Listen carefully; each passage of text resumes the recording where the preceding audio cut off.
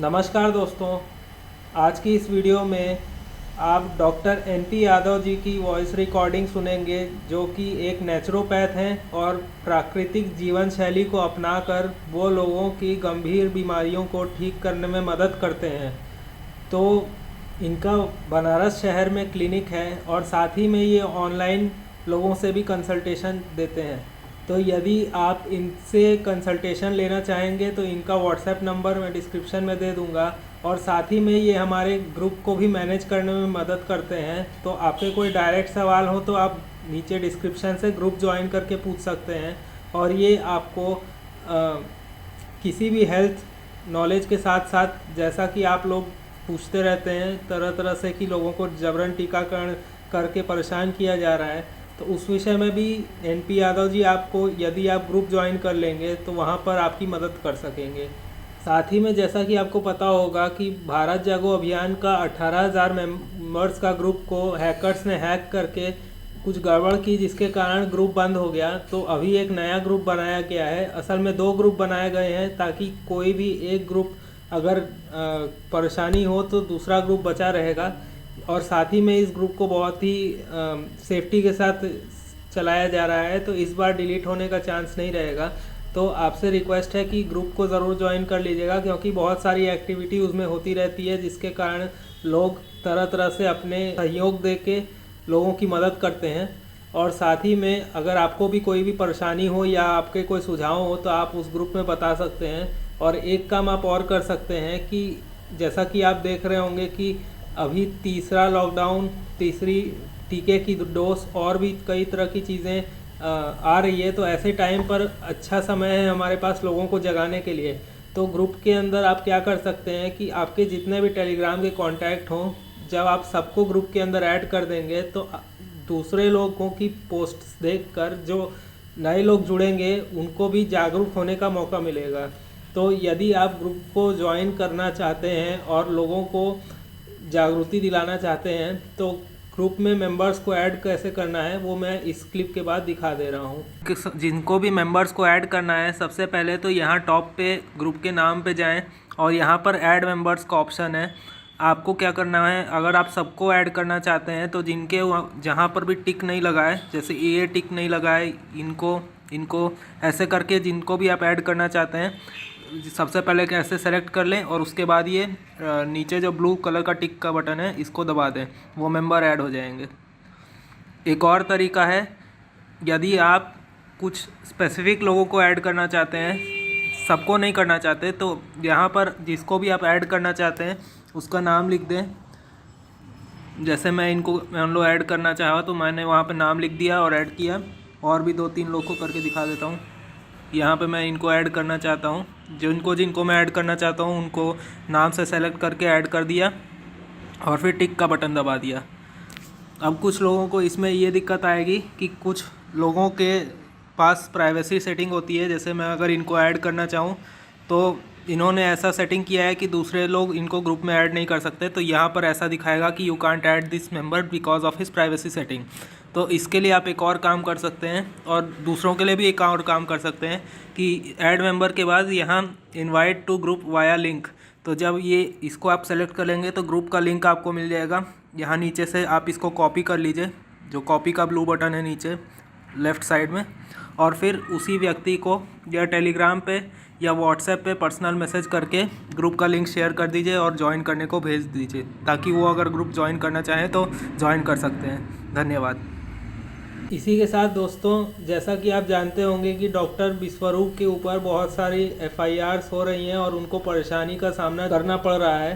तो इस विषय में यदि आप डॉक्टर विश्वरूप की मदद करना चाहते हैं तो उनका व्हाट्सएप नंबर डिस्क्रिप्शन में दिया रहेगा, जिसके ऊपर आपको अपनी 2 से 3 मिनट की वीडियो बना के भेजनी रहेगी कि आपको उनके द्वारा बताई हुई DIP डाइट या फ्लू डाइट या किसी भी और तरीके से कैसे फ़ायदा हुआ। तो उस विषय में यदि आप उनको वीडियो भेजेंगे, तो जब बहुत सारे लोग वीडियो बना के भेजेंगे तो उनको उनकी कार्रवाई में मदद मिलेगी। तो उस तरह से यदि आप सहयोग करना चाहें तो वीडियो कैसे बनाना है उनका एक सैम्पल वीडियो मैं उन्हीं के वेबसाइट से डाउनलोड करके यहाँ वीडियो में प्ले कर दे रहा हूँ। आपको भी वैसे ही वीडियो बनाना रहेगा। नमस्कार, मेरा नाम अश्लेषा चौहान है। मैं बड़ौदा गुजरात से हूँ और मैं लास्ट ईयर से, जब मेरे को कोरोना हुआ तब से मैं सीकेडी पेशेंट हूँ और मैं तब से करीबन अप्रैल महीने से मेरा डायलिसिस चल रहा है। एवरी वीक मेरा 2 डायलिसिस होता था। फिर लास्ट 31 अक्टूबर को मैंने सर का वीडियो देखा और सर का वीडियो देखने के बाद मुझे लगा कि इसको अपनाना चाहिए और अपनाने के बाद हमें बहुत चेंजेस मिल सकते हैं। उसके बाद मैंने इस पूरे वीडियो को 10-15 बार देखा। मैं खुद इंजीनियर हूँ, इसके लिए पहले मैंने उसको पूरा प्रैक्टिकली समझा और फिर उसको अप्लाई करना स्टार्ट किया और अभी मैं DIP डाइट ले रही हूँ और दोनों थेरेपीज करी। मुझे बहुत फ़र्क है और होपफुली मेरा पूरा डायलिसिस कंप्लीट हो जाएगा। Thank you doctor Biswaroop Chowdhury and the team coordinating very greatly and helping me. Thank you.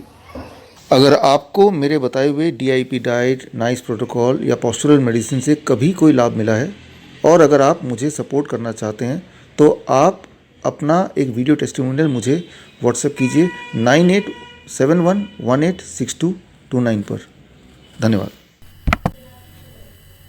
इसके बाद दोस्तों, वीडियो शुरू करने से पहले मैं आपको कुछ ज़रूरी न्यूज़ अपडेट्स भी बताना चाहता हूँ। पहली बात तो ये कि बिहार के एक पॉलिटिकल लीडर पप्पू यादव जी हैं, वो अभी फ़िलहाल इस ट्रेंडिंग बीमारी के बारे में ऐसी बातें बोल रहे हैं कि लोगों को टेस्ट कराना गलत है और ये लोगों के साथ एक षड्यंत्र किया जा रहा है, मतलब हमारे फेवर में बातें बोल रहे हैं। तो उनका एक वीडियो है जिसके अंदर उन्होंने ट्रेन रोक कर प्रदर्शन करके अपनी बात से लोगों को जागरूक करने का प्रयास किया है। तो उनका वो वीडियो हमारे टेलीग्राम चैनल पर उपलब्ध करा दिया जाएगा। और साथ ही में 2 बातें और हैं, एक तो कि टर्की में 5वीं डोज लग रही है और इज़राइल में 4थी डोज लग रही है। इसका मतलब ये है कि जो पहले वाली जो जितने भी डोसेज हैं, मान लो कि किसी ने 3 डोज लिया है और वो इज़राइल में है, तो तीसरी डोज को भी वो अब टीका न लिया हुआ माना जाएगा और जिनके भी ऊपर, जो लोग टीका नहीं लेंगे उनके ऊपर, मतलब तीसरा डोज लिया हुआ को भी उसी तरह से रेस्ट्रिक्ट किया जाएगा जिस तरह से अभी हमारे यहाँ पे कोई भी डोज हम लोगों ने नहीं ली है। तो कहने का ये मतलब है कि हमें इस तरह से ये समझ में आ रहा है कि इनका ये प्लान है कि यदि आपने अपना टीकाकरण का सर्टिफिकेट को अपडेट नहीं रखा तो आपको सुविधा काट दी जाएगी। यदि आपने जितना भी टीका सरकार आपसे लिया हुआ मानना चाहती है उतना आपने न लिया हो तो इस विषय में अब आपको समझ में आ रहा होगा कि यदि आपने 2 डोज का सर्टिफिकेट बनवा लिया या ले लिया हो तो आप बचे नहीं हैं, अभी और भी डोसेज आने वाली हैं। इसीलिए मैं आपसे ये रिक्वेस्ट कर रहा हूँ, नीचे दिए लिंक को क्लिक करके हमारे ग्रुप में ज्वाइन हो जाइए ताकि हम लोग सब मिलकर काम कर सकें और एक दूसरे की सहायता कर सकें। चलिए अब इसके बाद NPG की कॉल रिकॉर्डिंग सुनते हैं, जो कि वो असल में ग्रुप के अंदर ही। नमस्कार सभी भाइयों को। आज का जो सेशन है वो नेचर क्योर पे है, नेचुरोपैथ, या इन अदर वर्ड्स में क्या है कि नेचर क्योर क्या है। नेचर ने जब हमको पैदा किया उसी समय हमारे साथ साथ एक कानून भी दे दिया कि तुमको धरती पर ऐसे रहना है, जिसको बोलते हैं लॉ ऑफ हेल्थ। सेम है जैसे हमारे सड़क पे चलने का एक कानून है, ट्रैफिक लॉ है कि हमें बाएं चलना है और अगर व्हीकल से चल रहे तो हेलमेट लगाना है और कार में चल रहे हैं तो सीट बेल्ट लगाना है। इसी तरीके से नेचर ने हमें पैदा किया और हमको लॉ ऑफ हेल्थ दिया कि तुम्हें इस कुदरत के नियम का पालन करना है। जो इसी लॉ ऑफ हेल्थ को हम बोलते हैं रियल आयुर्वेदा। तो real Ayurveda is a nothing but it is a nature cure. तो यहां मैं कहूंगा कि जो हेल्थ है हमारा, वो health is a natural, disease is a punishment. Disease जो हमारी रॉन्ग हैबिट के कारण है वो पनिशमेंट है, यानी breaking law of nature. Breaking law of nature कहें, ब्रेकिंग लॉ ऑफ हेल्थ कहें, एक ही बात है। Nature has created us and only nature can cure us. हमें नेचर ने क्रिएट किया है तो हमें नेचर ही ठीक करेगा। Health is a our birth right. उदाहरण के तौर पे अगर जैसे आप किसी गाड़ी को खरीदते हैं, व्हीकल खरीदते हैं, तो उस व्हीकल को जो मैनेज करने वाला, जो सर्विसिंग करने वाला उस कंपनी का ओनर होता है, उसका सर्विस स्टेशन होता है, उसको वो रिपेयर सर्विसिंग कराते हैं। इसी तरह नेचर ने हमें पैदा किया तो नेचर भी हमारी सर्विसिंग करता है, लेकिन उस सर्विसिंग का हमें पता नहीं कैसे करते हैं। उस सर्विसिंग वाले पे तो मैं अभी बाद में जाऊंगा। तो नेचर हमें क्रिएट किया है, नेचर ही हमें सही करेगा, ये हमें एक यहां से एक मोटी बात समझ में आनी चाहिए। अब सबसे पहले मैं बताना चाहूंगा कि रोग का कारण, व्हाट इज रोग का कारण क्या है। रोग का कारण केवल एक है, शरीर में मल का रुकना। Cause of disease accumulation of toxin in the body. शरीर में मल का रुकना ही बीमारी का कारण है।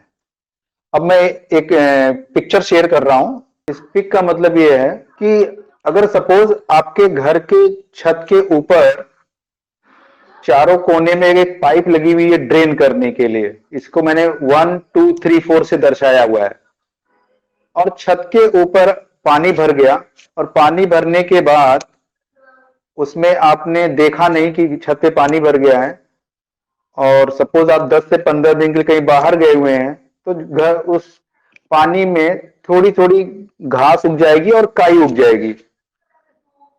ये स्वाभाविक है।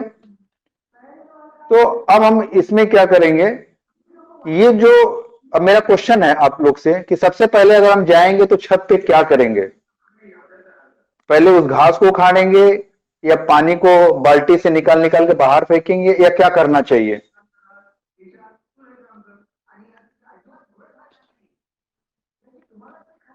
कोई बता सकता है कि पहले क्या करना चाहिए? अगर हमारी छत के ऊपर पानी भर गया है, चारों कोनों से पानी ड्रेन नहीं हो रहा है, और 10-15 दिन के बाद हम घर पे आए और देखा कि छोटी छोटी घास उग गई है, काई जम गई है, तो हम छत पे सबसे पहले जाएंगे तो क्या करेंगे? कोई एक बताएं। जी जी, पहले पानी फेंकेंगे। पानी बाल्टी से निकाल निकाल के पानी फेंकेंगे, या जो पॉइंट 1 2 3 4 उसको सही करेंगे? वो पहले पॉइंट 1 2 3 से जो हॉल है उसको अब साफ करके पानी निकालना लगेगा। जी जी, तो आपने सही बताया। तो सभी लोग को मैं बताना चाहूंगा कि ये जो चारों कोने पे जो गंदगी थी, जिनके कारण ये छत पे पानी जम गया था और जिससे वो हमारे वो घास या काई उग गई थी, उसको हम पहले पानी को साफ करेंगे, बाद में घास को नहीं भी साफ करेंगे तो भी साफ हो जाएगा। अंकुर जी, अब इस पिक में देखिए ध्यान से, मैंने जो चारों कोने बताए थे, ध्यान से देखिएगा। मैंने पहले वहां पे पाइप का एग्जांपल लिया, यहां पे आप देखेंगे कि उस पॉइंट नंबर 1 को मैंने लिखा है पेशाब, ब्रैकेट में किडनी लिखा हुआ है। पॉइंट नंबर 2 को लिखा है मैंने पैखाने, ब्रैकेट में लिखा है लार्ज इंटेस्टाइन। पॉइंट नंबर 3 को लिखा है पसीना, ब्रैकेट में लिखा है स्किन। पॉइंट नंबर 4 को लिखा है कफ, ब्रैकेट में लिखा है लंग्स, और मुंह और नाक लिखा है। इसका यह मतलब है कि वो चारों पॉइंट से जो गंदगी निकलने का स्थान हमारे पास केवल पॉइंट नंबर 1 2 3 और 4 से है। ये इसीलिए मैंने छत का एग्जांपल लिया था।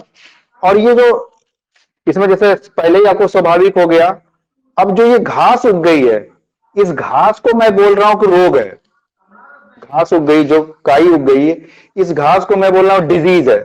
ये डिजीज कौन सी हो सकती है? पेट दर्द, शुगर, हार्ट, ट्यूमर, कैंसर, कोई भी बीमारी जिसका नाम आप सोच सकते हैं, क्रोनिक बीमारी या डिस्ट्रक्टिव, ये बीमारियां हो सकती हैं। तो आपने देखा करना क्या है? करना क्या था? आपको सफाई करनी थी। लार्ज इंटेस्टाइन से सफाई आप जैसे ही करेंगे, शरीर की गंदगी साफ होने लगेगी, और शरीर शुद्ध होते होते ही हम धीरे धीरे बीमारी को ठीक कर लेंगे। इस दोनों फिगर का मतलब यह था। इसमें किसी को कोई पॉइंट ना समझ में आया तो पूछ सकता है, और कोई पॉइंट नहीं समझ में आया है किसी को,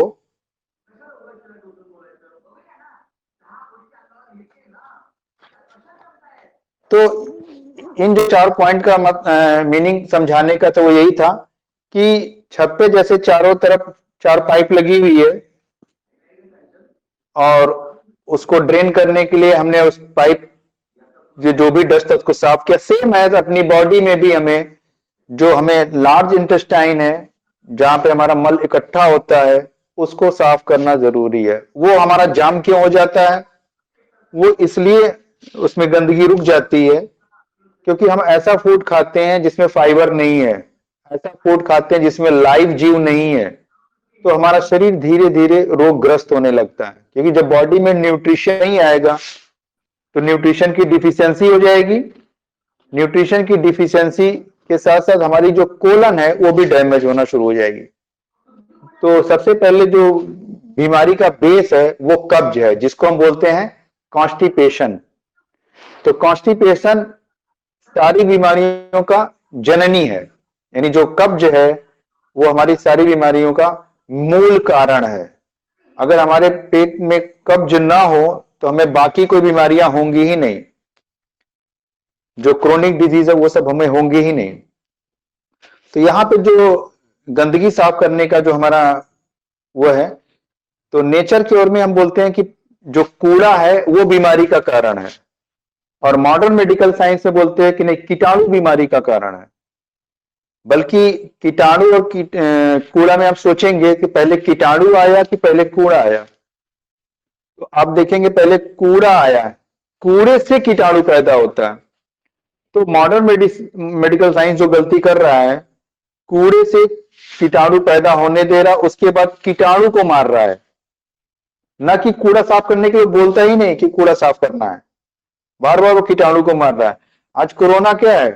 कोरोना भाई एक कीटाणु है कह रहे हैं, जो हमको अफेक्टेड कर रहा है। लेकिन वो अफेक्टेड क्यों कर रहा है? जब हमारे शरीर में गंदगी होगी तभी हमको कोई वायरस बैक्टीरिया अटैक करेगा, अदरवाइज वो अटैक करेगा नहीं अगर हमारा शरीर साफ है।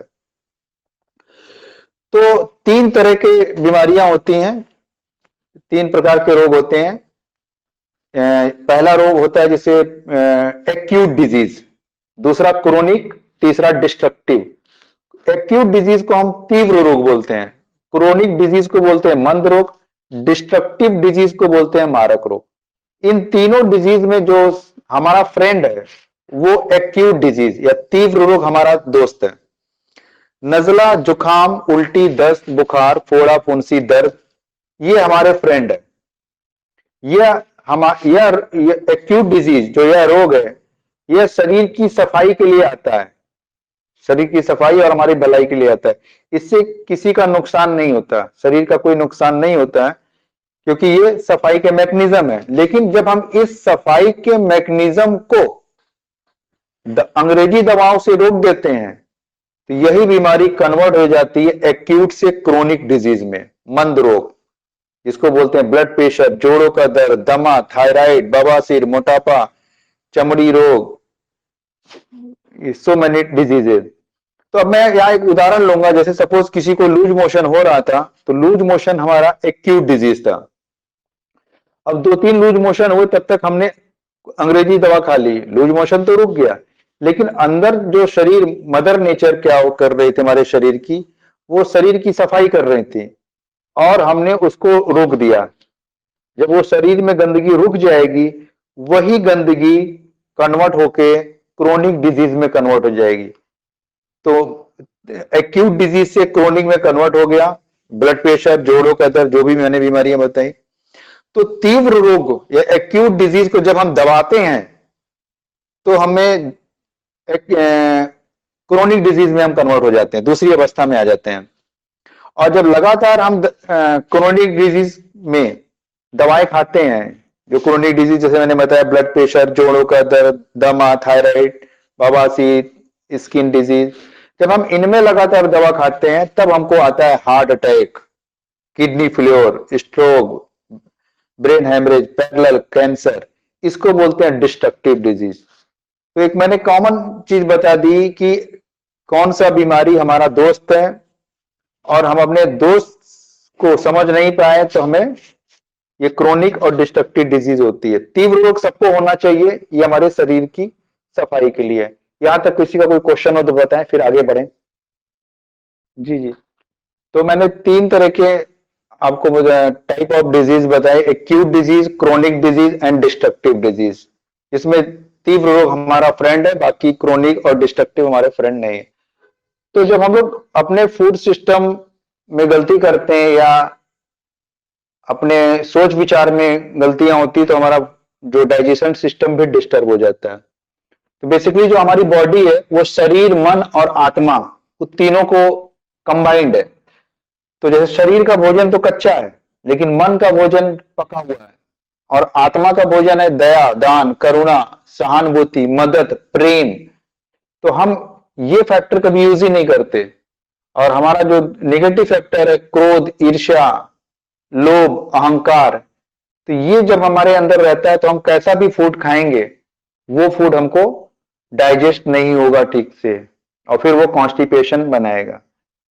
जैसे कोई फूड हमने कुक कर दिया, तो कुक करने के बाद ही फूड में वेस्टेज आ गया, अब वो वेस्टेज बॉडी में जा रहा है, उसके बाद जो बचा हुआ उससे भी वेस्टेज बनेगा, और बॉडी में जो कम्युनिकेशन हो रहा है फिजिकल टू केमिकल रिएक्शन, वो भी क्या वेस्टेज देते हैं, बनाते हैं। तो सारी टॉक्सिन हमारी कोलन में इकट्ठा हो जाती है।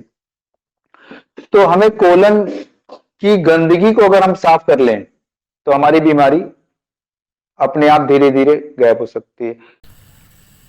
तो दोस्तों, इसके आगे की बात एनपी यादव जी की हम अगले वीडियो में डिस्कस करेंगे।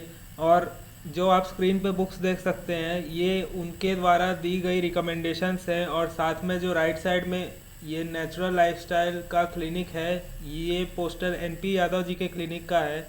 यहाँ पर आपको उनका फ़ोन नंबर वगैरह दिख रहा होगा, बाकी वो डिस्क्रिप्शन में भी आपको मिल जाएगा। तो यदि आप इनसे कंसल्ट करना चाहते हैं तो इस फ़ोन नंबर पर व्हाट्सएप या कॉल करके पता कर सकते हैं, और साथ ही में हमारे ग्रुप में भी ये मिल जाएंगे। और यदि इन बुक्स की आपको सॉफ्ट कॉपी या पीडीएफ चाहिए तो ग्रुप के अंदर आप इनको मैसेज करके बताएंगे तो ग्रुप में ये आपको बुक्स प्रोवाइड कर सकते हैं। तो ग्रुप में आप ज्वाइन होके यदि आपके कोई भी सवाल हो तो पूछ सकते हैं, वहाँ पर भी ये वॉइस चैट में सेशन लेते रहते हैं।